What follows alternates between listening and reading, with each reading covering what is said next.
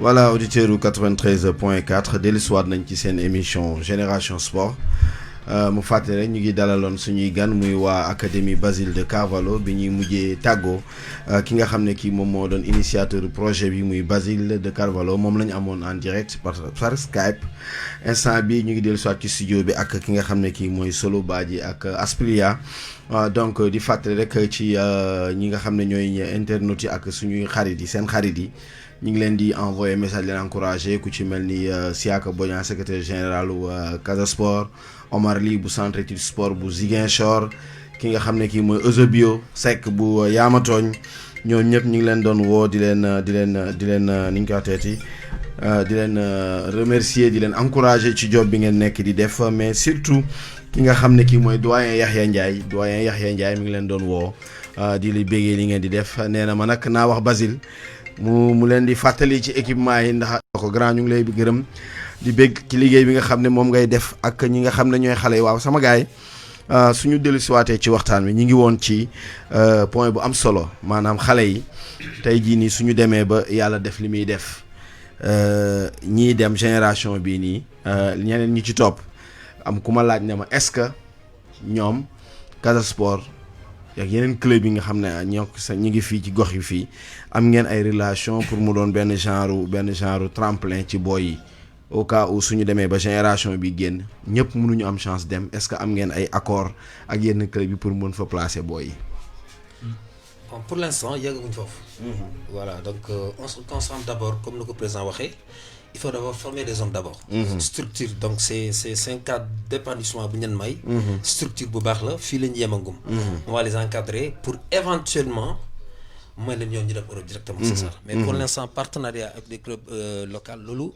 Pour l'instant c'est pas à l'ordre du jour.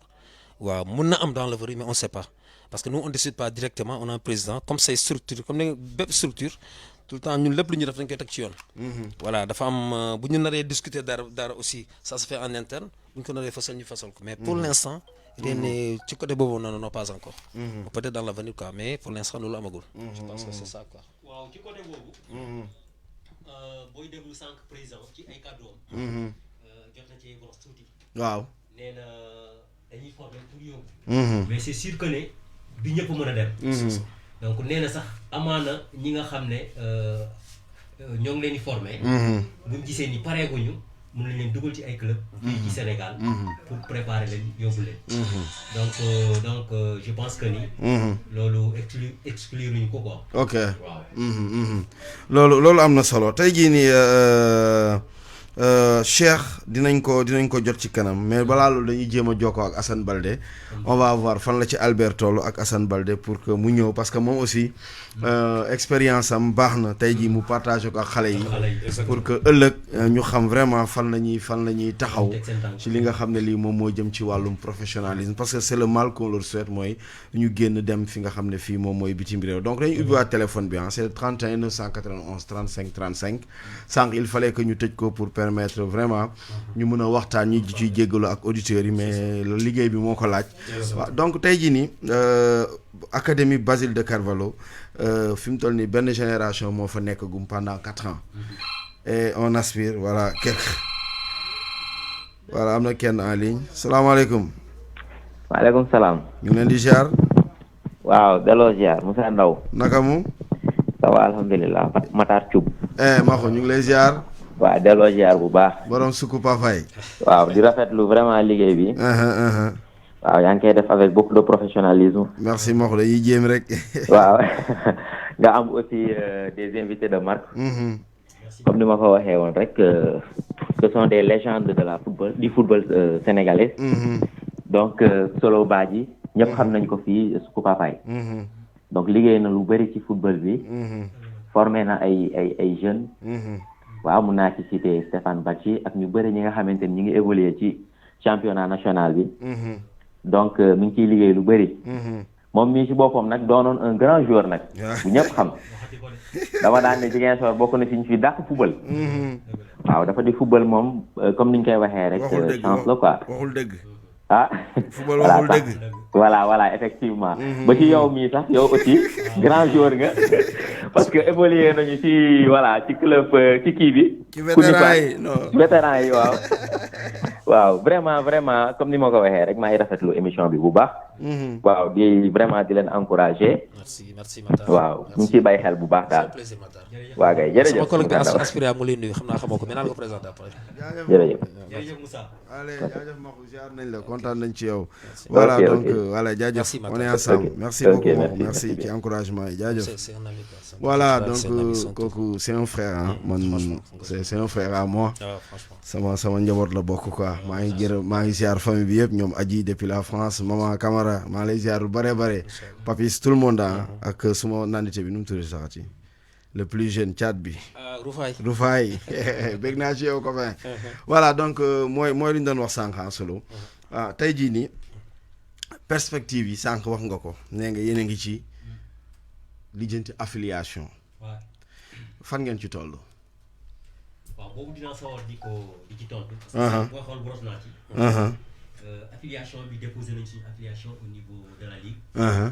donc dossier bi mu ngi en cours. comme xam nañ ne au niveau de la fédération. affiliation yi du gaaw a génn. donc comme ni ñu ko waxee déposé. ñoo ngi topp paa yi. di xool lu muy demee. mais mu ngi ci yoon mais boo nga déposé léegi yàgg na. ça fait plus depuis 90 depuis 2019 bi. def na 1 an quoi. presque 1 an. léegi lan lañ leen jox lan ngeen ci am comme feedback. nee nañu dossier bi muy en cours. waaw loolu la ñu wax. donc ce qui veut dire que yéen vous pensez faire de l'académie un club. donc si par exemple tey jii su ngeen jógee bëgg a yóbbu académie à un club il faudra vraiment varier li nga xam ne mooy la formation. exactement léegi yéen côté boobu fan ngeen ci taxaw lan mooy fan ngeen teg seen bët ak ban période ngeen ko war a commencer tànn ñi nga xam ne ñooy différent ak yan catégorie ngeen bëgg a teg ci centre bi ginnaaw génération bi bu rombee. non xam nga ndaw peut-être plus précis. c'est-à-dire centre boo koy tabax tey. je vais donner l'image peut-être bon yow xam nga si dara c'est à l'image de beaucoup de centres yoo xam ne on les a vu émerger. à travers le Sénégal. mais tout dépend de la première catégorie. waaw cette première génération. su écloré rek. comme nous déjà on est sur nos lauriers on peut pas je vais pas dire qu'on est sur nos lauriers c'est vrai que mais bon on touche du bois mais. formation bi baax na macha allah. et si ces gosses là bu ñuy exploser rek. ñoom ñoo ñu jox ci yoon. là on a du chemin à faire. waaw et vers peut-être fu ñuy séntu mooy club éventuellement faut aspirer di la wax noonu. je pense que ñii nag ñoo suñu problème il reste presque comme le président waxee 1 année de formation. suñu paree yaakaar bu ñu am ils peuvent nous valoir beaucoup de satisfaction. maanaam ñu yóbbu ñu foo xam ne on aura beaucoup de choses voilà sur le plan bu ñu leen jaayee peut-être les retombées. ça nous permettra peut-être ñu étoffer ko. et puis là si étoffer ça veut dire que c'est toutes les catégories ah. solo am na ku nekk nii ñu ngi lay ziar. vas-y. waaw ni muy delloo ziar. naka mu. waaw sant yàlla bu baax. yaa ngi am jàmm. sant yàlla bu baax a baax. dama bëggoon dugg ci émission bi. yaa ngi ci biir. ndaw la. waa ko wala sama coach. man la Kapi. Kapi ziar naa la. waaw delloo ziar bu baax a baax. yaa ngi am jàmm. waaw sant yàlla bu baax. naka affaire yi. waaw lépp jàmm. yaa ngi ñuy may nopp. waaw maa ngi leen di may nopp bu baax a baax. ok waaw di kontaan ci émission bi bu baax. merci. waaw di encourager sama grand yooyu ñoom solo. aspirant sama cousin bi maa ngi leen di encourager bu baax a baax. merci Kapi. waaw di leen ne fu ñu jàpp foofu la. affaire yi moom dafa difficile nag métti na trop. yombul. waaw yombul mais nañ jàpp rek gëm naa ni la koy baax. incha allah. parce que loolu dafa manqué ci région bi daal. dëgg la. dafa manqué am fi centre wala ay académie yooyu dafa manqué fii. waaw maa leen di encouragé bu baax ñu jàpp ci. affaire yi gën yokk ça fait jeunesse bi tam ñu am. wéeruwaay quoi comme professionnels yi waaw ñu balaa ñu dem ba Dakar ñu fay ñu gën fii ci région bi ñun loolu moo ñu gënal moom. incha allah. waaw maa ngi ciy rafetlu bu baax a baax. jaajëf Kapi. ok merci beaucoup kontaan naa trop. jaaral ma sama gars yi. merci Kapi jaaral waa salon bi jaaral ma leen. waaw ñëpp nañ ko dégg. jaajëf ok voilà donc muy sama copain. Kapi ASC Goumel. voilà nice boy nice person. franchement très bien. dëgg yàlla voilà donc muy ñoo xam ne aussi bëgg nañ football bi ñu ngi ciy jàpp li ñu mën. di gunge xale yi. loolu c'est important donc solo nga ne. sànq ci liñ nekkoon. waaw c'est ça c'est-à-dire c'est-à-dire dama la waxoon sànq ni ma ne c'est à l'image de tous les centres. on les a vu émerger fii à travers le Sénégal parce que lépp lu muy luy déterminant. c'est la première génération. su formation bi jàllee ba baax. waaw je pense que dina am fruit. dina am suite. donc loolu dina permettre non seulement bu ngeen jaayee ba am retombée. la fi ngay rêver. grand club doom aspire à dina mën a am facilement tu vois toutes les catégories. ça sera un club civil. y compris une petite catégorie. foofu la gën a baaxee. par exemple nga ne Casa Sport am na club am na junior cadet senior. en plus de ça. am na centre de formation à l'UF. parce que ñoom loolu mooy seen futur. c'est la même chose donc loolu ci lii la dépendre. moo tax il faut vraiment tout mettre une année de formation. fu ñu jógee dafa sore. franchement on a galéré on a souffert c'est vrai. effectivement mais loolu mooy liggéey bi c'est au but. pour mu rafet. effectivement c'est la finition qui est importante. loolu moo ci am solo quoi njeexintal bi daal. loolu rek la. bu jeexee rek dans bonne condition et puis là tu sauras que vraiment tu as fait un travail extraordinaire liggéey bu baax na def et tu seras suivi ça peut être un modèle ça peut être des exemples d'autres générations qui sont là ou d'autres centres qui sont là pour émerger nous c'est tout le temps loolu quoi foofu la ñu gën a viser quoi je pense que yàlla nañ jàppale quoi inchallah Baz kii ni ñu ko waxee Aspiria waaw voilà gis nga ñun suñu génération bi daf ñu yitteel bu baax a baax moo tax bëgguñu jaxase yàkkamti dara dañuy dem pas à pas ba am li ñu bëgg laa nag mën nañ xool nag ginnaaw ci ginnaaw lu ñuy def si ëllëg mais tey présent la ñu toll fa la ñuy viser donc lu ci kanam raw li bët dañuy def ndànk-ndànk ba teg lii fu wóor amee fu ñu ko teg fu wóor après nag laa dinañ ñëw créé waat yeneen catégorie yoo xam ne voilà mooy ñëw léegi yow Aspiria seen centre bi am na ci booy yoo xam ne bientôt ñu def bac de waaw benn kooku est-ce que yéen a ngi xalaat après le bac waaw ñoo ngi koy xalaat waaw ñoo ngi koy xalaat comme ñun nu ma la ko waxee rek ci côté scolarité bi waaw ñoo ngi ciy bàyyi xel bu baax a baax donc lépp xale bi nga xam ne moo ngi ci période examen dañuy xool nu ñuy gérer moom ba bu amee bac même bu fekkee ne yóbbuñ ko à l'extérieur waaw ñu xool fu ñu ko casé mu suivre ay études waaw voilà donc mais toujours ci turu centre bi lay nekk voilà donc Cheikh Khatab Diaw ñu ngi lay ziar Albert am na beneen waaye Cheikh moom numéro bi moom mi ngi Marseille c'était l'administrateur coordonnateur bi je crois que c'est le même numéro moom mooy Sky bam voilà donc Assane am nañ Assane Balde en ligne Assane ñu ngi lay ziar waaw maa ngi delloo ziar bu baax ci loo nekk waaw ñu ngi si jàmm bu baax wax borom Portugal waaw maa ngi si jàmm bu baax voilà donc maa ngi am ci plateau bi coach Aspiria coach Solo Badji peut-être mën naa am peut-être boo leen xamul sax dégg nga leen waaw donc xam Assane nuyu nañ la xam naa jigéen voilà jeex na donc ñi ngi noonu ñoom laa toog ak ci plateau bi tey ñuy waxtaanee ñoom ñi nga xam dañoo yor ay xale centre de formation école de football muy loo xam ne yow am nga chance jaar fa mën nga rappeler waat nit ñi kan mooy Assane Balde balaa ñoo dugaat ci waxtaan wi. waaw c'est Assane Balde. waaw ñëpp Ziguinchor laa juddoo foofu laa màggee. waaw foofu laa tàmbalee sama carrière. ci école de football Aïcha Arrête Ndiaye. foofu laa démarré lépp. laa commencé waaw. bu jógee ma dem FC Kandialang mu fa jógee. après foofu laa jaaree Zik Inter. jaar Zik Inter am fa benn saison. ma jaar de formation Étoile Lusitana bu Dakar. waaw boobu laa jógee après bu mu fa jógee ma retourne dem Guinée. bu mu fa jógee Guinée après boobu laa rejoindre fii Portugal quoi. kon boobaak léegi yaa ngi Portugal. waaw maa ngi Portugal waaw est-ce que mën nga ñu xamle Portugal bu nga fa demee léegi ñaata at la fan nga toll ci sa carrière ak yan club nga jot a def bi nga yeggee Portugal. waaw léegi maa ngi ñu def sama cinquième année sama cinquième année fii bu mu ñëwee man sama première année bu mu fi ñëwee. ci benn équipe laa daloon. bu ñu naan Alcanena.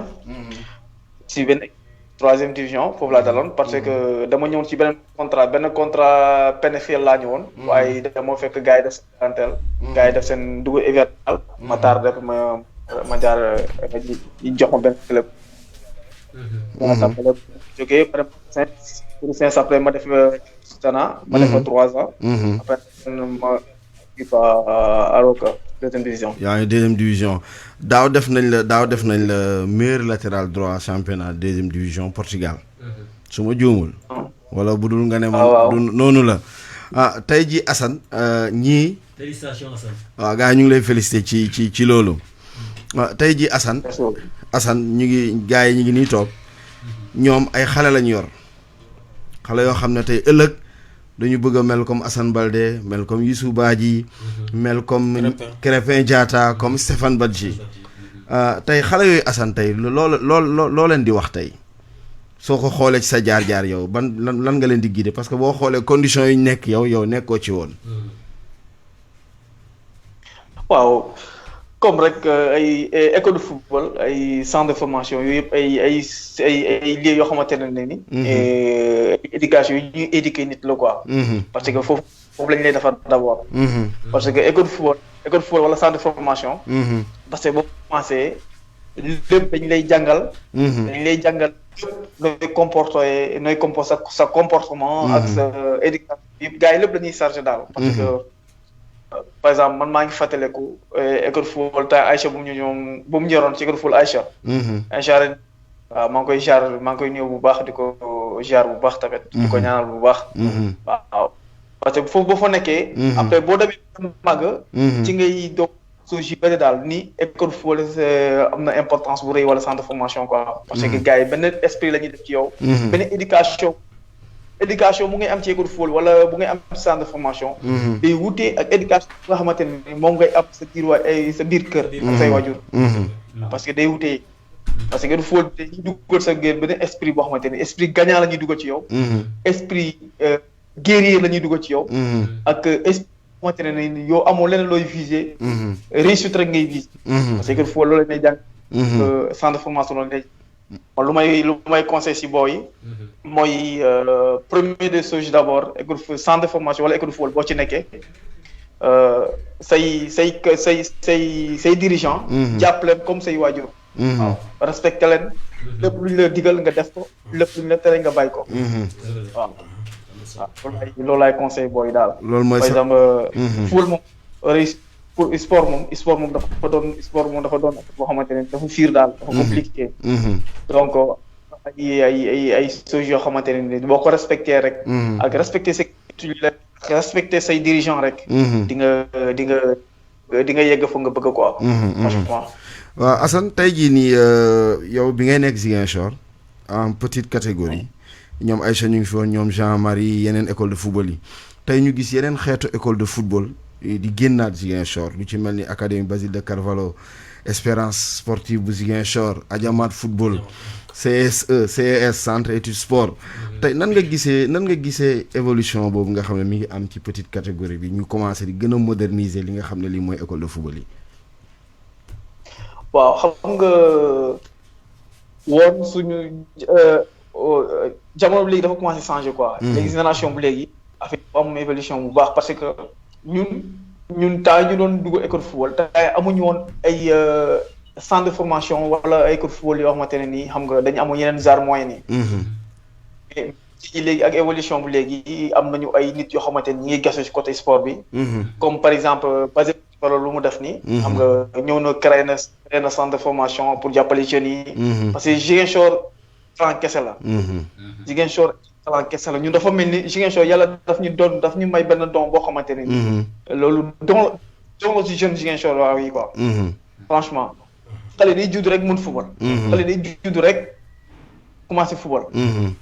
waaw yàlla may ñu tey ñi am ay mag yoo xamante ne nii ay nit yoo xamante ne nii xam nga ñu ngi def ay bons gestes xam nga ñëw créer centre de formation ñoo créer école de football di xam nga investir ci côté sport bi. loolu moom amuñu leneen lu di leen di encourager rek di leen di gën a ñaax di leen naan nañu continuer rek. képp muy keneen ak keneen xamante ne am na moyen yoo xamante ne pour investir ci côté sport bi. Ziguinchor def ko Ziguinchor tey moom gis nañ sax si équipe nationale bi mais si nii waa Ziguinchor waaye ñoo fay def affaire. ñooy bomb. waaw élément clé waa Ziguinchor la donc waa Casamance la. waaw. lu doon la ci ñun man maa ngi ciy félicité ñëpp ñuy bëgg investir.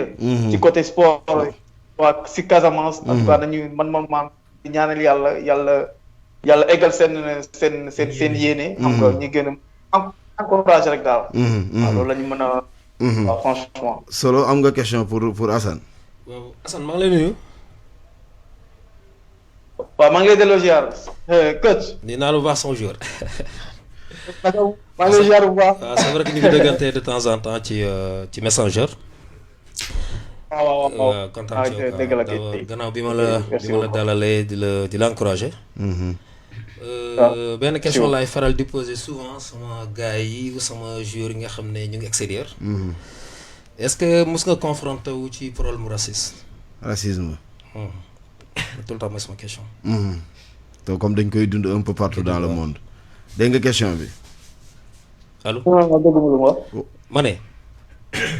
waaw ma ne question bi daal souvent su ma amee ay copains yu football ay ñoom Basile ñoom Thiakar wala sama boy yi nga xam ne jot nañ dem Europe li ma ne njëkk a laaj quoi est-ce que problème mu racisme mos nga confronté wu problème racisme. waaw problème racisme moom fépp la quoi. franchement. chaque fois dañ koy jànkuwante dañ koy dund quoi dañ koy dund mais xam nga nit ki daal. daal boo bëggee am na loo xamante ne da koy ignorer sa vie quoi. waaw dëgg neexut a ignorer mais am na suñu yoo xamante ne nii. nit ki boo demee ba nga egg si lieu professionnel rek. am na yoo xamante ne nii tey da nga koy xaw a éviter tuuti quoi parce que chaque fois racisme moom dañ koy dund fu nekk. dañ koy dund partout quoi franchement. waaw chaque jour dañ koy dund mais xam nga rek on gère rek parce que wut moo ñu fi andi. waaw wut moo ñu fi andi pour xam nga gis sa gannaaw bi.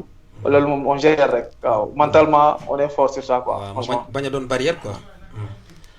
merci voilà mais équipe nationale mbaa yaa ngi ciy xalaat. Assane. pardon. équipe nationale. équipe nationale yaa ngi ciy xalaat. waaw mbaa yaa ngi ciy xalaat. mbaa gars yi ñu ngi lay jege. waaw équipe. waaw man daal moom équipe nationale maa ngi ci xam même bu Guinée bi sax gars yi woon nañ moom. moo tax ma laaj la lu quoi waaw moo tax bu gisee ma laaj la lu bu éco Guinée bi laa dëkk quoi. voilà léegi est-ce que am nga part. naa sa si match contre Sénégal bi. Assane man dama lay mere. man deuxième gaynde la en même temps mënu ma dem seetaan Sénégal ma gis nga joué contre Sénégal man dama lay mere nag soo joué Guinée dama lay mere non man fii laa bëgg nga joué. waaw mais aussi rek suñu sélectionné suñu équipe nationale Sénégal bi. am léegi doonatul gisatuñu si ñëpp quoi. waaw c'est ça affaire bi boo ci amee connaissance rek boo ci amee conseil nga am ci bras droit rek nga mun a bokk ci sélection yi tu vois. mais léegi c'est compliqué en fait nekkul wax waaw c'est un peu difficile. waaw c'est compliqué wàllu sélection moom c'est très très très délicat c'est compliqué mais bon dañ ñaan yàlla rek lu gën ci yow rek quoi boo seetee aussi ne foofoo gën ci yow y a pas de souci. y a pas de Basile mi ngi ñuy waxal nii fa la mujjee joué ah Guinée Bissau la mujj football il a été capitaine cadet Sénégal capitaine junior. mais Guinée la mujjee ah. Guinée la mujj football. te pour te dire centre bi foofu la sosoo ren première réunion centre bi Guinée lañ ko def. c'était à l'issue de quel match. Guinée ak kan Togo. voilà waaw mooy bi ngeen demee Guinée noonu. effectivement fan lañ defee waaw Assane. voilà c'est ça quoi. waaw sur le plan international moom loolu mës nañ ci waxtaan comme aussi. y a des choses yoo xam ne yi il faut nga bàyyi en stand-by ba lépp leer. waaw mais yàlla baax na. suñu borom moom moo yor ay yoonam fu mu ko ubbi rek. voilà doomu aadama yoon boobu lay jaar. ñoo koy ñaanal bu baax. waaw Aspiria nga ne. waaw ma ne ñoo ngi koy ñaanal bu baax. mu gën ci moom rek yàlla def ko. voilà c'est ça. waaw Assane pour ñu jeexal sa carrière laay ñëw da nga changé club ren dem beneen club. waaw. kañ ngay génn Portugal copain. dem beneen level. waaw loolu yàggatul loolu ñoon ci liggéey bi mais dafa am benn association bu ndaw rek laa doon xaar. moo tax it mënu ma quitté am tak yi bëri ci biti waaye dafa am association bu ndaw bu ma doon xaar association bu samay affaire personnelle rek laa doon xaar. pour mën a proposer quoi incha allah mais amoon naa contact yi bëri nag ci biti ndax wax dëgg yàlla. mais yaakaar nga ne dina sotti ci nu mu gën a gaawee. incha allah ren rek dina sotti ko am soobee yàlla waaw. incha allah mais looy wax waa Kandiala ñu ngi lay déglu de. waaw Kañalaan di leen di jaajëfal bu baax rek di leen di ziar bu baax a baax bàyyi ma kenn di jaajëfal sama waa kër ñëpp ñoom Mariama ñoom sama agent bi tamit maa ngi koy ziar bu baax mooy Aliou Kaza. le grand agent. waaw di tamit sama jabar aw Koli di leen di ziar bu baax a baax bàyyi ma kenn. mooy ki ma répondre sànq bi ma lay woo. waaw. waaw mais comme kontaan naa ci yow. ok yaa ngi may sant xeer de yow. maa lay ñaanal kontaan naa ci yow trop maa lay ñaanal. ok merci beaucoup jaajëf. waaw. merci beaucoup Assane. waaw di jaajëfal bu baax sama kër ci solo ak gas di jaajëfal bu baax ñu naan courage rek ñoom daal di yàgg nañ def ci liggéey yàgg nañ trop ci liggéey bi. waaw di ñaanal yàlla tamit yàlla seen projet yi lépp lu ñu xalaat seen xub bi la xool rek yàlla na ko yàlla defal quoi. amiin yàlla may leen réussite totale quoi. waaw. amiin yooyu ñoo ngi lay ñaanal vraiment nga àgg fu kawe. incha allah. donc baraw ay Sadio Mané vraiment ñu ngi la koy ñaanal franchement. waaw parce que suñu fierté nga quoi franchement. waaw mais copain nekkal ci jàmm. allez ciao Assane merci. jaajëf ñoo far.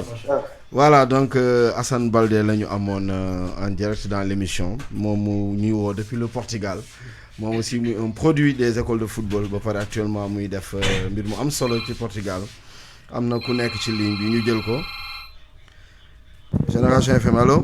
Génération FM. waa copain. Moussa Ndaw ça va c'est Bodian. Bodian nu mu demee. mais yéen tey ségrégation ngeen def ah. ndax lan. waaw mais émission bi xanaa ñu yéen invité rek la. déedéet pourtant ubbi nañ ligne bi de. ah bon. xay ñaata yoon. woote naa ba sonn mais émission ñaabu rek. non boobu day fekk ñu am nit en direct ci Skype bi wala feneen quoi moo tax. mais namoon naa émission bi de. mais moo la raw gaañ. dama leen afoon si koor quoi. waaw gis nga loolu laa gis mais yaa ngi jàmm allo. oui man sinon ça va. waaw tranquille copain yaa ngi film la wala yaa ngi Rufisque wala yaa ngi. non maa ngi Tëngéej ñëw naa dem ba Tëngéej. ah d'accord ana famille bi. ñëpp ñu ngi ci jàmm. waaw gis nga sama gan yi gis nga leen yaa leen doon suivre. voilà suivre naa leen mën naa ne c'est des gens yi nga xam ne certes minante wuñu mais solo exemple. waaw. c'est lu je l'ai suivi bi mu dëkkee su papaay. moom peut-être du ma xam parce que bu temps bu xale laa woon quoi.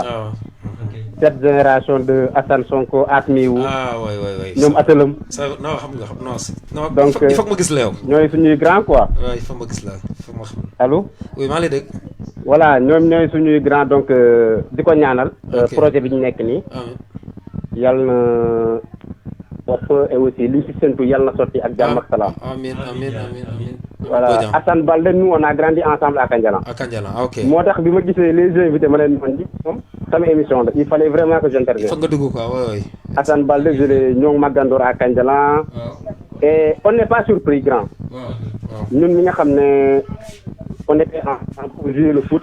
moom vu son talent.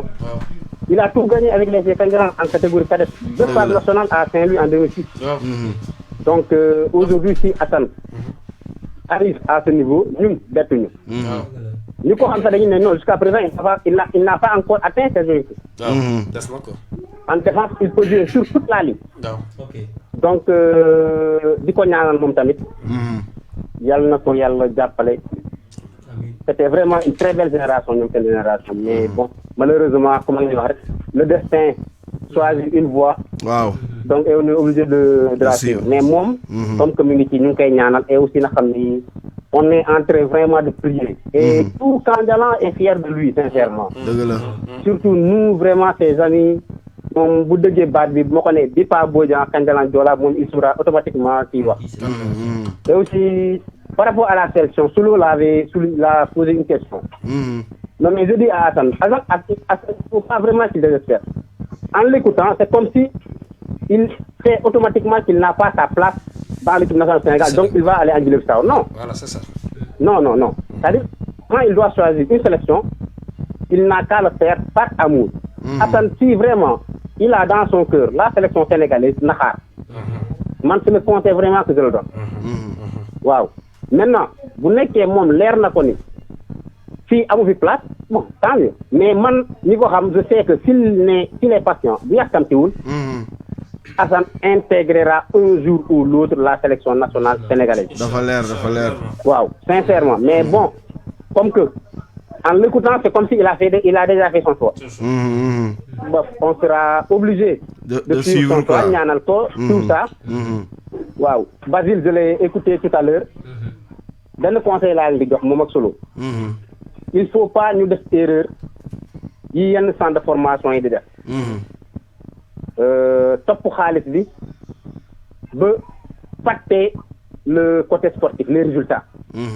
man yaakaar naa ni balaa ngay jaay ces joueurs fekk ces joueurs am benn palmarès. moo gën a baax. sa valeur marchande day yokku. exemple tu formes un joueur catégorie cadet junior senior mu dem ba taxaw. kooku boo koy jaay mais que joueurs yi gars yi ñoo koy xëccoo. surtout bu gagné dara avec bu ñu intégré championnat Sénégal dem ba gagné ay trophées. wala équipe nationale. Très bien mi ngi noonu bu ñu intégré équipe nationale. dañuy dem ba mais il faut pas ñu def yenn centre de formation yi. former nit ci cadet junior nga jaay ko mu dem. tu vas reprendre après à zéro. Et je terminerai par benn message. ñëwal. il faut pas que parce que benn gars def na ko commentaire. quel est le rapport entre votre centre de formation et le CASA ak yenn club de Ziguinchor. Ce centre de formation est un centre de formation implanté à Ziguinchor mais pas pour les Ziguinchorois. Il faut que ça soit clair grand. Il faut pas gars yi accaparer ko sinon day tëj yenn bunt yi. Si Solo juge nécessaire de vendre un de ses joueurs à Jaraaf mais marché la c'est le monde des affaires. Maintenant bu ñu mënee am benn lien entre les clubs du Sénégal ou même Afrique partout c'est bien. Mais il faut pas que les Ziguinchorois bëgg a kii moo centre de formation bi yaakaar ni c'est pour seulement l'intérêt du CASA ou bien pour les clubs. Non, il faut vraiment libéraliser. On est maintenant dans un monde libéral. bu ñu gisee benn club partenaire bu nekk à Kilikoro wala à Kinshasa wala à Rabat tant mieux. L'essentiel c'est que ñu nekk ci yoon bi et que demain bu ñu toogee def seen bilan xam ni fii lañ jógee fii lañ agsi et ils seront satisfaits. Et tout Ziguinchor sera satisfait. waaw donc di rafetlu émission bi. ñoo far grand Solo sincèrement je suis content. Merci Bodian. David je l'ai suivi au Casa. Merci Bodian. benn jour romb nañ ma 54 moom ak Solo. c'était en 2011. waaw daje nañ 54 mètres bon boobu xam naa dafa fàtte woon na mu parce que xale laa woon bi ngeen def ci Fafaye donc sincèrement boobu ñoom ñu ngi jógee Guinée Bissau. waaw ñu ngi jógee Guinée Bissau man ak Jibi Sané doomu Amadou Sané Solo. waaw non Bodian ndaw dana la jox sama numéro yow inbox naa la jël hors antenne incha allah ndaw dina la gisee numéro bi tout de suite. maa ngi dëkk juste à côté de ñoom Atelum. la maire bu xees bu fa dëkkoon à Fafaye entre ñoom Lamine Dia ak ñoom Kéba Seydi. xam naa gàll bi ngay wax. très bien. xam naa gàll bi ngay wax. très bien très bien très bien. Kër Far Sadio Kër Far Sadio Kër Far xam naa ñu Sadio. gëj a gis si xam naa fu mu yem. waaw copain kontaan naa ci yow. waaw. dama xëyoon grand. waaw ñoo far yow kontaan naa. gars yi Moussa duñu xamoon gars yi ñu commencé championnat bi. waaw nañ ci dox nañ ci dox. waaw nañ ko de. nañ ci dox man ak yow. ah nañ ci dox man ak yow. Merci beaucoup. jaajëf copain. Bodian nañ déggante. Allez, merci copain. jërëjëf. Jaajëf. Voilà, donc ça c'est Modou Lamine Bodian, un fervent supporter du Casa Sport, un fervent supporter du football local. Il adore le football local. Tout son combat c'est le football local. ça se voit. waaw bon maa ngi am Cheikh en ligne ah Cheikh. Cheikh naka mu. waaye maa ngi lay ziar bu baax a baax kay grand. ci loo nekk. waaye ñoo ngi nii rek ñu si jàpp naka moom. waaye sant yàlla bu baax. Cheikh nuyu nañ la. waaye tey mujj a teg ko si jàpp aha mi ngi dox.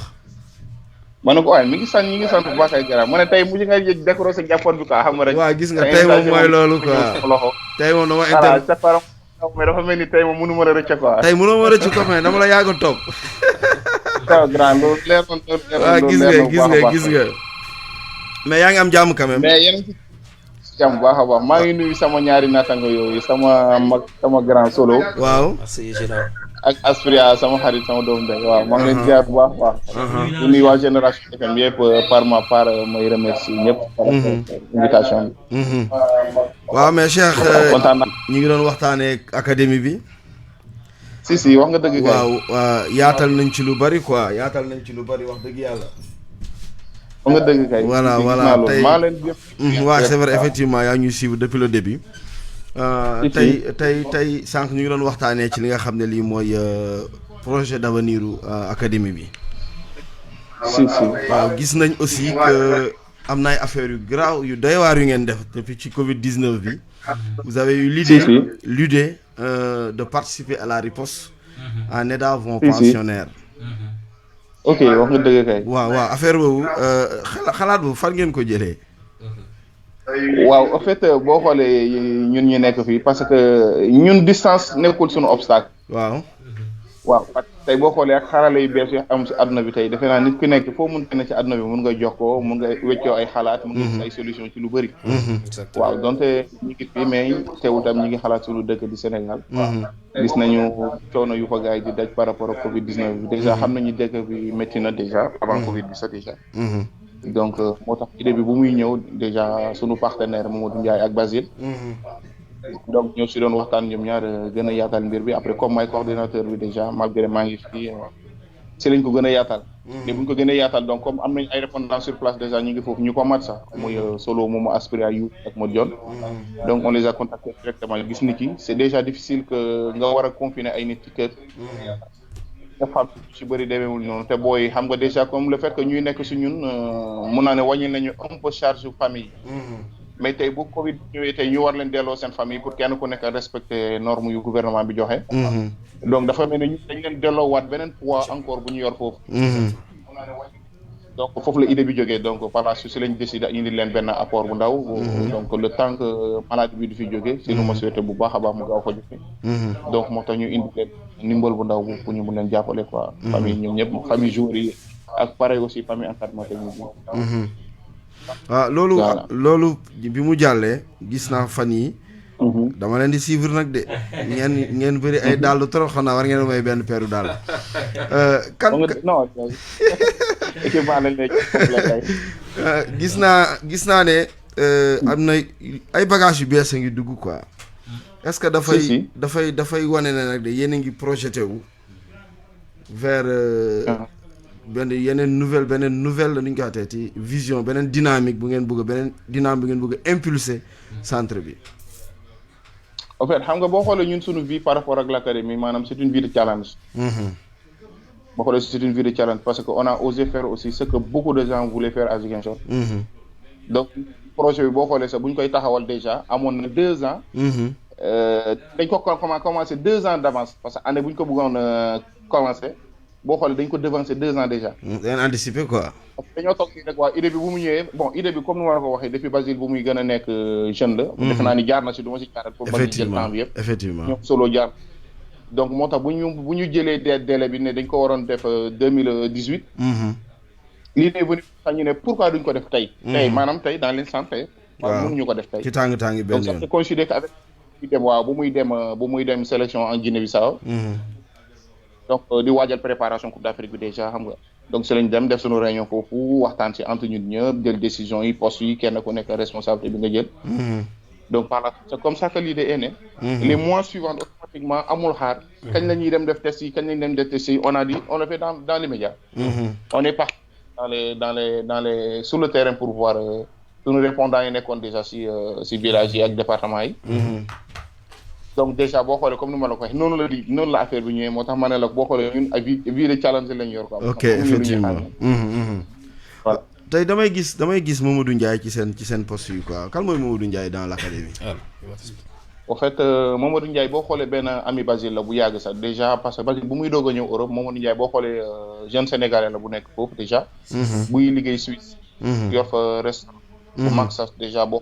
star sénégalais yi bëri bu ñu jaaree Suisse dañuy faral di jaar ci restaurant donc ñi nga xamante ne Basile depuis Sochaux Basile bu muy nekk Sochaux déjà boo xoolee presque moo nekkoon un peu benn intermédiaire jour africain yi ak Sochaux bu ñu fa ñëwee bu ñuy def seen déplacement maanaam en cas de vacances d'été bu jotee moo leen di jëndal billet moo leen di wutal ay hôtel ay restaurant préparé voyage yi lépp donc par la suite naka Basile a connu Mamadou Ndiaye Suisse donc bu ñu xamante ñoom ñaar noonu ci biir donc yàlla def seen relation nekk relation bu sincère entre ñaari doomi réew mi la seen xaritoo juddoo ba tey Basile nekkul Sochaux jaar na club yu bëri mais seen diggante continuer donc bu ñu demee ba si biir Basile fital ko un jour projet boobu mu bëgg a def Ziguinchor mu ne ko pourquoi pas donc bu mu ko ne pourquoi pas après Basile demandé ko nag man nag lii laa xalaat lan nga ci xalaat waa ji jokk ci ay xalaatam yi leer donc ne ko nag Basile bu ñu demee ba ci biir mu gis ni ki moom sollicité na képp ku bëgg a ñoo bokk si académie jàpp si donc boo waxtaanee moom waa ji gis ni projet bi intéressé na ko mu adhéré wu donc boo xoolee moom mooy suñu partenaire phare pour le moment pour moom mun a loolu moo tax tey de certaines défenses tey il n'hésite pas à mettre les moyens à toucher la poche donc moo tax tey lu si bëri tey boo xoolee moo ñu si jàppale donc tey loxo Basile mi ngi si sax bu baax a baax effectivement suñuy doon mais tey bu ñuy xaar tey lu mel ni comme li nga gis noonu yàggul rek ci Facebook bi yàggul si tam par rapport yu ñu jox famille aussi tamit maanaam moom genre yu mel noonu lañ koy faral di xaar lu ci bëri moo tax si tey maanaam pour lamb poste bi xool lu gën a diis nañu lii de maa ko si dugal encore donc tey en résumé rek foofu laa mun a jaar ak Mamadou Ndiaye ko Mamadou Ndiaye waaw léegi tey jii am na ñoo xam ne tey à partir de émission bi ñu ngi bëgg a xam waaw lan la académie Basile de Carvalho defagum am na ñoo xam ne xam nga xarala yu bees yi la ñëpp di doxantoo léegi tey fan nga mën a guider gars yi ñu xool yéen seen réalisation li nga xam ne yéen a ngi koy def depuis boobu ak léegi waaw wax nga dëgg kay parce que déjà boo xoolee bi dañu doon xaw a tuuti éviter tuuti médias yi éviter tuuti maanaam réseaux sociaux yeeg yu demee noonu parce que comme ni ñu koy faral di waxee boo commencé dara jiital boo commencé dara ba pare jiital kaddu bi te jëf yi ñëwagul waaw dafay xaw a doy waar moo tax ñun dañoo préféré jiital jëf ba pare waaw ba nit ñi gisal seen bopp am confiance donc si la ñuy jéem si la ñuy mën a ñëw nag mun de ce fait que mën a indi apporter suñu explication par rapport ak œuvre yu ñu def loolu moo tax boo xoolee sa invitation xawoon tardé balaa ñu koy accepté donc jot nañu jàng Physique FM mais bref nii ak émission El Malick Sané bi donc ñu moo tax ñu ko doon xaw a éviter donc bu ñu demee ba ñu gis ni que léegi on a tout mis en place si lañ commencé dem ci réseaux sociaux lu mel ni Facebook boo xoolee moo newoon suñu instrument phare effectivement waaw donc après voilà donc c'est la ñu utiliser am nañ suñu page YouTube déjà aussi tamit donc boo xoolee mooy ñaari éléments yi nga xam ne tey defe naa mooy preuve concret bi nga xam ne suñu liggéey képp ko bugg a xam mën nga si jaar defe naa loolu tey moo indi tey récemment rek ñu ngi doon célébrer suñu 5000e abonné ci page bi donc c'est je pense que nit ñi bu ñu la toppee rek parce que dafa am li ngay wane lu wóor parce que tey bu loolu page réseaux sociaux yi bëri nañ fi konoon kenn duñu siiw ci loolu donc moo tax chaque fois may invité nit ñi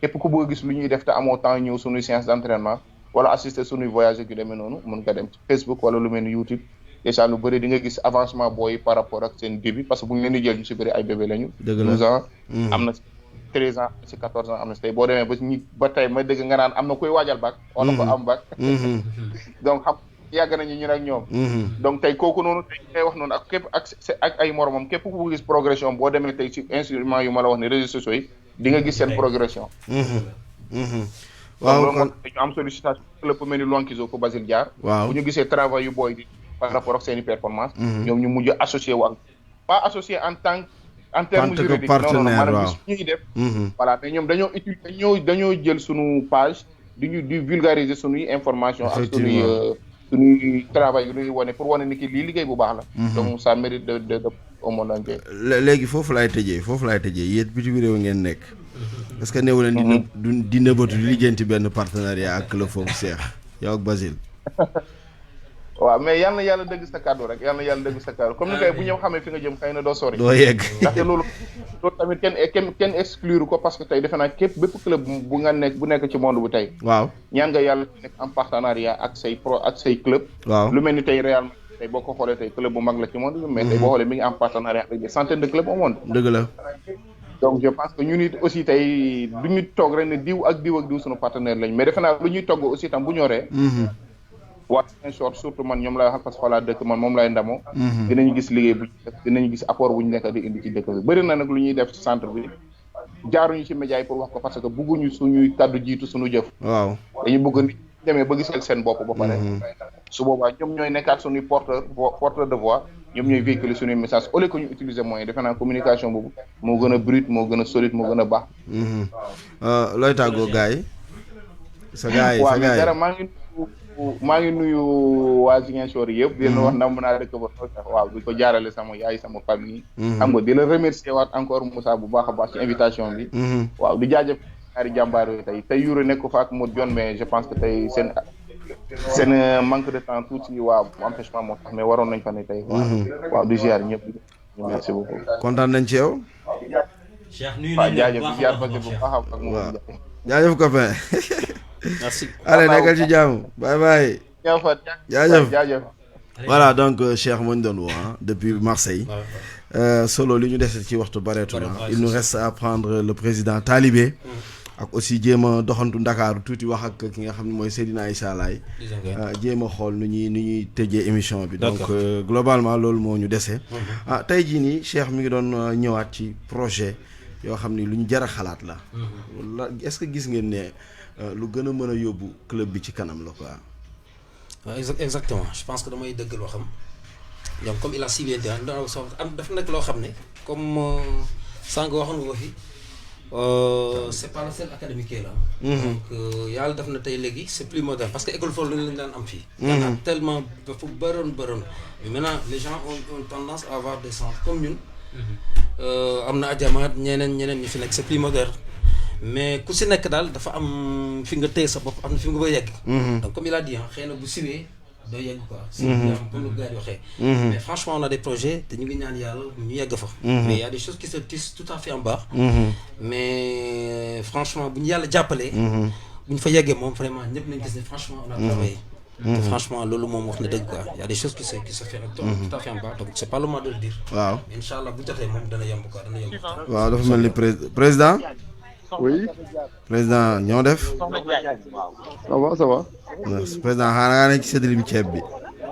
waaw gis nga ne maa ngi séddale ceeb bi de. waaw wala yow léegi ñu woo la ñu enregistré la wala ñu bàyyi la ñu jël la en direct. waaw mu ngeen dem bu dee lu jafe trop. waaw non acca mun nañ dem kon président ñu ngi lay ziar bu baax.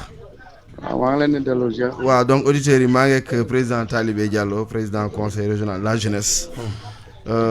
président li tax ma woo la nag mooy dañoo seetlu ne wax dëgg yàlla jawriñ bi yor wàllu biir réew mi ministre de l'intérieur jël na ay dogal mais dafa mel ni que bi ñu woyofalee mbir yi ba léegi nit ñi dañoo ñàkkal fayda dogal yooyu surtout xale yi ñuy wàcc terrain yi di football te feebar mi ngi ci dëkk bi jógu fii yow mi nga xam ne yow la yàlla def tey ci bopp gox bi yow yaa fi teewal xale yi di seen kàddu tey lan nga ñu mën a wax ci loolu pour vraiment que comportement yi ñu mën ko xoolaat daal.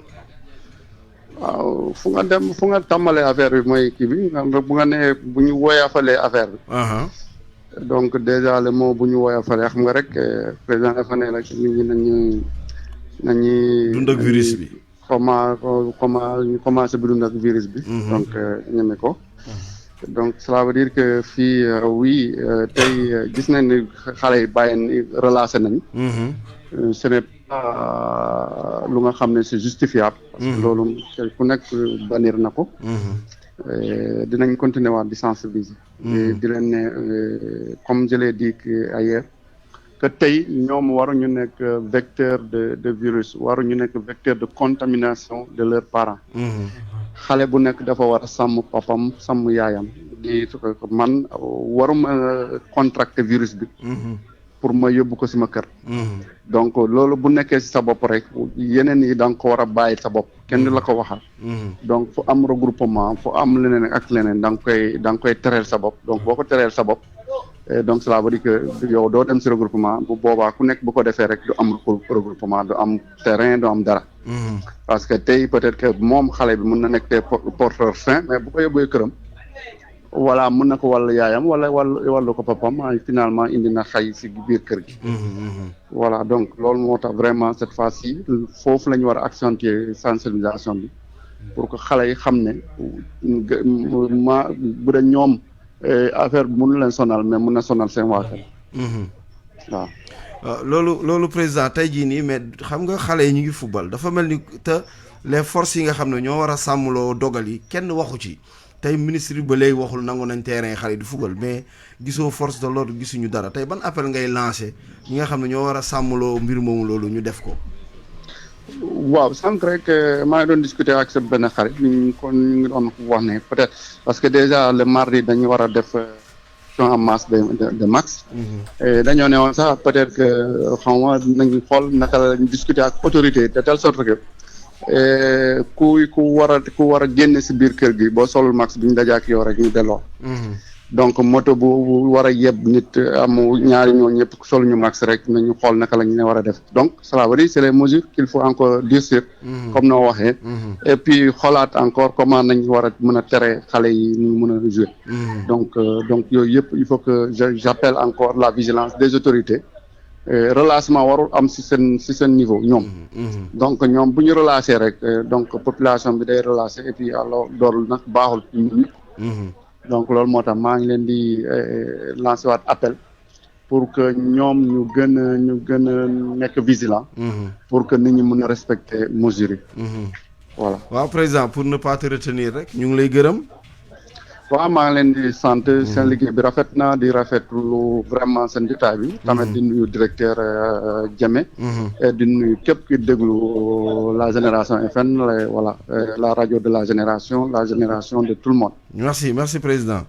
merci jërëjëf. voilà donc gars yi muy doon président Mamadou Talibé Diallo solo un rapide commentaire yaa Aspri yaa rek balaa ñoo dem ci Seydina Issa di je le rejoins franchement lu mu wax c'est moi de ma part je dis c'est écœurant feebar bu mel ni si maladie très dangereuse très contagieuse voilà jóge gu fii moo ngi fii ñëpp ñu ngi jaaxle les gens reprennent des activités c'est ça qui est dommage contact yi nañ ko éviter maa ngi ni toog Aspira tu nous avais tout à l'heure ñu jël distance mais daa mel ni fu jàngo bi nekk dama dem fekk ji ko c'est ça qui loolu moo dangereux et puis lu ci gën a métti encore le silence absolu des autorités étatiques gars yi di noppi di seetaan et que les gens continuent à jouer dans le football dans le descente du terrain di bayal bu ne booyaa ngi football kenn du wax dara mais c'est extraordinaire non jaaxle franchement moi j'ai peur honnêtement j'ai peur nous ba léegi mun xam nga ñun mënoon nañ commencer on l'a pas fait parce que ba léegi on se dit que la maladie est toujours là chaque jour cas yaa ngi yokk cas communautaire yi cas contact yaa ngi yokk donc cas importé yi commencé waat import yaa ngi fi on n'y pense même pas tu vois que de l'autre côté yaa ngi gis gars yi di football les gens bon il y a pas de danger les gens sont non c'est dangereux ça il faut sonner la sonnette d'alarme il faut vraiment man je pense que il faut ñu gën a yokkaat sensibilisation bi parce que am na solo bu baax a baax parce que comme da ngay dem ci quartier yi souvent da ngay dem di dégg ñu naan feebar bi amul te ñoo ngi dégg bis bu ne am na ñuy dee bis bu nekk am nañu feebar donc je pense bu ñu gën a yokk sensibilisation bi surtout jeunesse bi nga xam ne ñoo fi nekk sensibiliser xale yi nga xam ne ñoo gën a tuuti donc je pense bu ñu ko defee feebar dina fi gaaw a jóge mais sinon dafay métti lool quoi en tout cas feebar bi moom lëmbee na fi ba nit ñi sax ñemeetuñu dem hôpital maye deret parce que da ngay gis ku feebar sax tu n'oses même plus aller à l'hôpital ba tax na y a beaucoup d'initiatives qui sont en train d'être prises par yenn kuréel yi lu ci mel ni ay ñoom waa Sonko les patriotes yu ci mel ni ay scouts yi waa Croix-Rouge ñoo ñëpp ñu ngi leen di gërëm les mouvements de jeunesse ak yeneen mouvement yi ku ci mel ni par exemple le 12e Gaïndé ñoom démb ñu ngi woon ci fi nga xam ne fii moom mooy centre national de transfusion sanguine fële ci avenue Cheikh Anta Diop démb après ki nga xam mooy président bi Seydina Issa moom la ñuy jéem a jot mais moom tamit dafa bëri bagage moom dafa bëri ay bagage ñu ngi koy xaar moo ngi koy jéem a woo pour su ma ko jotee mu dugg ci émission bi wax ci li nga xam ne lii mooy mbir moomu le du ba léegi mënaguñ cee jot mais daal li ñuy xam ne li ñu war a xamal nit ñi mooy nañu bañ a relâché wu quoi wax dëgg yàlla dëgg yàlla dañu bañ a relâché wu parce que affaire bi c'est dafa doy waar de solo dafa doy waar. dafa doy waar. trop ça fait peur trop. waaw dafa mel ni président mi ngi en ligne waaw président. allo. ñu ngi lay ziar. oui maa ngi lay ziar monsieur Ndao. yaa ngi am jàmm. mais sant yàlla bu baax a baax ba yaa ngi si jàmm yow. alhamdulilah sant rek. yàlla na yokk. amiin waaw yaa ngi en direct ci rajo Génération FM. ah oui d'accord. foo miin parce que taamu lañ la fi dégg. ah non foofu. voilà gis nga. n'est-ce pas. ça va ngi ni toog solo. mais oui monsieur le président. président Malaysia. mais monsieur Badji Idrissa comment vous allez. mais ça va président. waaw maa ngi leen di ziar bu baax di ziar monsieur Ndao. monsieur Ndao nga may ma balaa may dugal vi du sujet ma profité aussi ci sa antenne bi. waaw félicité. waa génération FM. parce que man dama bokk ci seen abonné maa leen di suivre. pratiquement di leen féliciter di leen encourager si d'abord le sens de devoir et de responsabilité avec lesquels vous menez les débats et les animations. Merci. Mais surtout aussi l'esprit citoyen avec lequel aussi vous faites les émissions. Ça, c'est extrêmement important. Merci. Mais nous félicitons aussi Kilifeu Radio yi di leen ñaan aussi projet bi yàlla na fi yàlla àggali. mu nekk lu ñuy xëccoo sur le plan international. Mais di nuyu aussi toute la région de Ziguinchor, à commencer par les autorités étatiques, les autorités coutumières et les autorités sportives et l'ensemble des auditeurs de la génération FM. Merci président.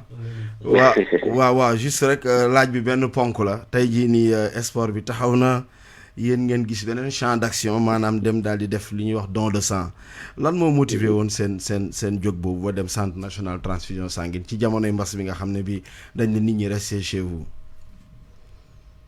mais écoutez xam nga Moussa aussi 12e Gaïndé muy association nationale c'est un creuset d'initiative citoyenne. donc sport bi dafa bokk ci mission régalienne. mais ci biir sport bi dafa am lu ñuy wax éducation.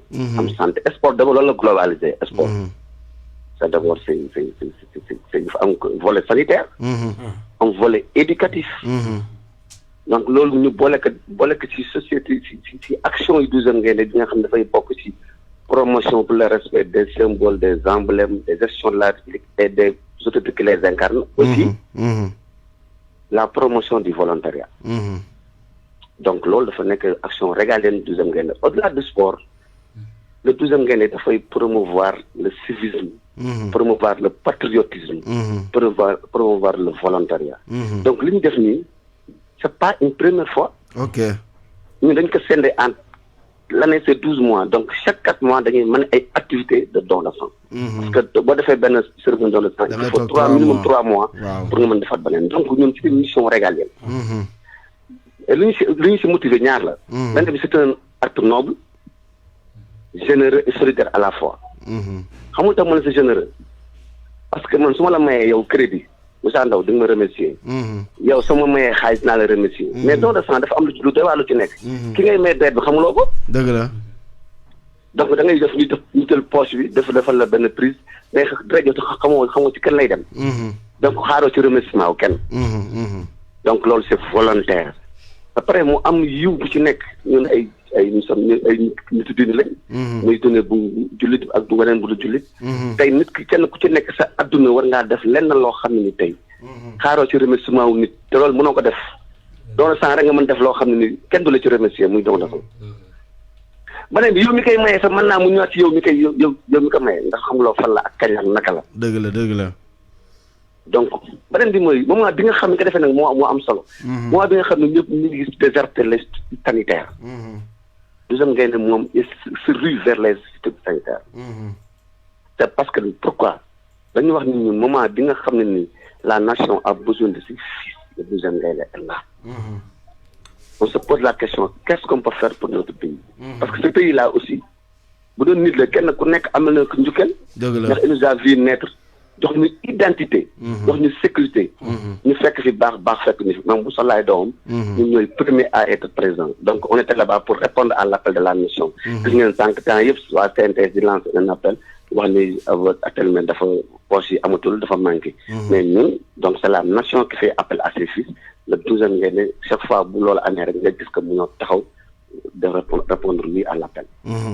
waaw président jërëjëf une dernière question parce que temps bi daanaka xoj nañu tey de pare ngeen ci joxagum deret fii ak xaaraat ñetti weer ci kanam tey ji lan lañ mën a xaaraat ci 12e Gaïndé ci li jëm ci action citoyen fii ak li nga xam mooy mbas mi. non ñun dañoo nekk ci benn activité de sensibilisation dans la prévention pour contre la Covid-19. parce que bi ñu président defee la déclaration. le vendredi le jeudi le samedi le ministre va joxe déclaration suspendre toutes les activités sportives. Nous le lundi qui suit nous avons été à 8h au niveau du ministère de la santé. Nous avons été reçus par le cabinet. Nous avons formé tous nos cellules de 12e Gaïndé en briques contre la Covid-19. Maintenant, il faut avoir les moyens de notre politique. Nous avons appliqué la plus de nos moyens. On s'est cotisé, tout suñuy masque, tout suñuy gel, ruée def xool fenn fu nekk sensibilisation def leen ay dons de masque ay dons de gel wan leen aussi pourquoi ñu dañoo wax moytu feebar bi ndax bala nga naam ne fa bala ñoo wax waxu économie même lekk bi ñoo bala ñu koy def daa fekk ñu am wér gu yaram donc ñu dañoo nekk suñu mission régale ak parmi le Sénégal dans le combat sanitaire la donc dañuy nekk dans un combat contre la Covid-19 en tant que 12e Gaïndé parce que 12e Gaïndé c'est en tout temps et en tout lieu. Exactement. waaw mais président kontaan nañ ci yow. waaw maa ngi leen di encore di réitéré waat di jaale waat dinañ la gën a waaw woowaat ñu gën a yaatal sama xarit président Daouda Badji sunu xarit ñun ñëpp ak Samba Gakou mais maa ngi félicité encore di nuyu au passage suma président Malick Diédhiou di ko nuyu ak et puis le meilleur supporter de Ziguinchor de la CAN de la finale de la CAN 2019 Babacar Noxo mon ami sama copain la waaw moom waaw gis nga man nekk moom mu jël trophée meilleur supporter donc ñu ngi koy féliciter voilà di féliciter tous les sportifs de la Casamance parce qu'ils sont tous nés talentueux et sportifs. Ok, merci encore une fois monsieur Ndaw. Jërëjëf président ba jëmmi jamono inchallah. Voilà, donc kooku moo doon Seydina Issa Laye Diop, président 12e Gaïndé national. Solo, on est juste à 1 minute de la fin. Ouais, de la fin, à quelques 2 minutes de la fin. Tey jii nii lan la loo xam ne li am ngeen ko lu ngeen di dolli loo xam ne laajuma leen ko. Ci académie bi. C'est juste mon xanaa remerciement. Je pense que l'essentiel a été dit.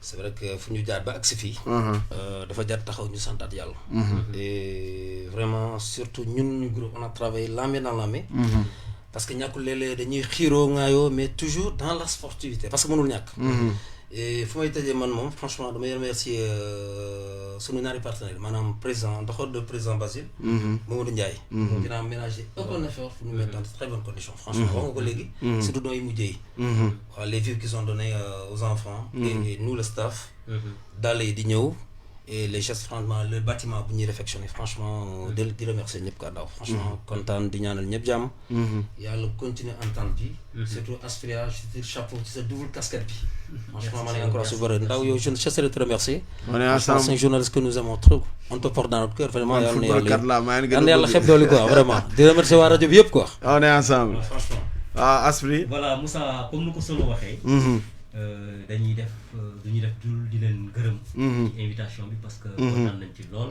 parce que tey grâce à invitation bi tax nañu wax fi lu bari lu jëm ci centre bi ñu bari ñu ko xamuloon tey am nañ tuuti luñ ci xam donc di remercier aussi nu mu ko waxee Momat Ndiaye muy suñu partenaire nekk en Suisse vraiment ku wax rek foog nga remercier ko parce que gis nañ effort yi muy def ci di remercier Basile aussi Cheikh aussi moom dañ koy bàyyi ak yàlla waaw solo kii Modjon ak Yuri tey waroon nañ fi teew mais teewul sama ñaari copains yi mais nag aussi di remercier suñu pensionnaires yi jour yi franchement ñoo ngi leen di remercier bu baax parce que déggal nañ ñu comme seeni parents malgré booy xool différence d'âge bi taxu koo sori loolu mais xale yi suñuy parents lañ ñu teg tey ay parents lañ ñu teg donc di leen remercier bu baax ci seen yarute bu ñu yaru te vraiment di leen ñaanal avancement bu bëree bëri merci beaucoup Moussa. Voilà jaajëf Aspria kon gars yi maa ngi fi woon ak waa académie Basile de Carvalho muy benn centre de formation ay jeunes footballeurs nekk fii ci Bukot Sindian initié par l'ancien international Basile de Carvalho ak appui yeneen xaritam yoo xam ni ñoo gëm projet bi dugal ci seen loxo ñuy gërëm aussi ñëpp ñi nga xam ne jot nañ intervenir Basile ci boppam Cheikh depuis la France Assane Baldé mon jeune frère président Talibé Diallo président Seydina Issa Laye Diop ak ñoom Bodian ñi nga xam ne woote nañ ci téléphone yi ñoom Kapi ñoom ñëpp ñu ngi leen di gërëm bu baax mais surtout suñu ami internautes yi nga xam ne depuis ce matin bàyyiwuñ ñu kii dafa mel ni Seyni Kaza la depuis ce matin ne Seyni may naa la 1 minute allo. Moussa Ndaw. waaw kooku Seyni. waaw ma la Seyni. waaw Seyni léegi ma ne may naa la 1 minute. waaw gisee non tey moom nag maa xool quoi. non bul waxee noonu copain. mais vraiment may rafetlu initiative bi. merci beaucoup. di kontaan trop ci seen ñaari invité yi. merci beaucoup. kii di sama grand As Malick. merci. moom grand bi nga xam ne dama ko yàgg si parce que moom ak sama grand. moom ñoo bokkoon classe quoi. ok par gu yàgg depuis Espagne. ok waaw ak moom ku yàgg pousse football te nit ki nga xam ne tey jii nii moom football local bi moo ko ñor quoi. solo aussi noonu ñu leen encouragé di naan vraiment. bu ñu teggi seen tànk fu ñu nekk. merci fu ñu teg seen tànk foofu la te comme nu ko solo waxee tout à l'heure fu ñu jógee moo gën a métti foofu fu ñu egg nii instant yi nii ci cappaandaw la. ñu jàpp ni xam nga lu sotti am borom mais nañu jàpp gën a jàppoo seen biir xam nga waaw di jaajëfal ñëpp vraiment seen initiative rafet na di nuyu seen président Basile. merci mais as moom moo nañ ko bàyyee ak yàlla moom bu football bi tegoo ci loxoom rek incha allah lépp sotti ci jeunes yi dina ci gis seen bopp seen parents yi dina ci gis seen bopp yow aussi ñu lay encouragé bu baax a baax. merci beaucoup vraiment émission bi rafet na maa ko suivre depuis boobu. jaajëf Seydi mais tey moom da nga maa xooj naa la jox carton. non dimanche prochain yow laay jox priorité. incha allah jaajëf. merci mon ami et frère Seydi. di nuyu sama auditeurs yi Aliou Kaza ñoom Ousmane Cissé xam nga gars yi lay suivre yëpp ñoom Jo. jaajëf bu baax a baax. jaajëf. merci Seyni. merci Seyni jaajëf voilà donc di gërëm aussi sama copain Doudou Mané Jo ba maa lay bëggee copain mais nam naa la donc gars yi émission bi dañ koy ñëw ndar képp fii di leen jox daje dimanche prochain ak yeneen invité ci semaine bi ñu toggal leen beneen affaire bu neex bu dàq bi ñu indi leen ko incha allah ci barki Seydina Mohamed mais balaa ñoo tàggoo dañuy souhaiter joyeux anniversaire à suñu dooma Yaya Konté doomu grand Ousmane tey la am 12 ans on lui souhaite longue vie fiston dundal lu yàgg nen doon pro nag sigil pa bi inchallah voilà parce que le mérite voilà il le mérite grand ñu ngi lay ziar bu baax mi ñuy suivre voilà merci grand jërëjëf donc voilà aussi balaa ñoo dem ñuy jaale si ngeen show yëpp génn àdduna docteur Sall suñu xarit la woon bëggoon sport bi jàppale woon Casa Sport trop ci visite médicale yi sax président Seydou délégué kii yëpp ñu ngi ko doon jaale Ziguinchor gi yëpp ñu ngi ñaanal yàlla xaare ko àjjana ci li nga xam ne li mooy li gën ci moom kon mbokk yi ci émission bi fi lañ koy ndar keppe di leen jox dox daje dimanche prochain incha allah fii ci la 93.4 Génération FM la radio de toutes les générations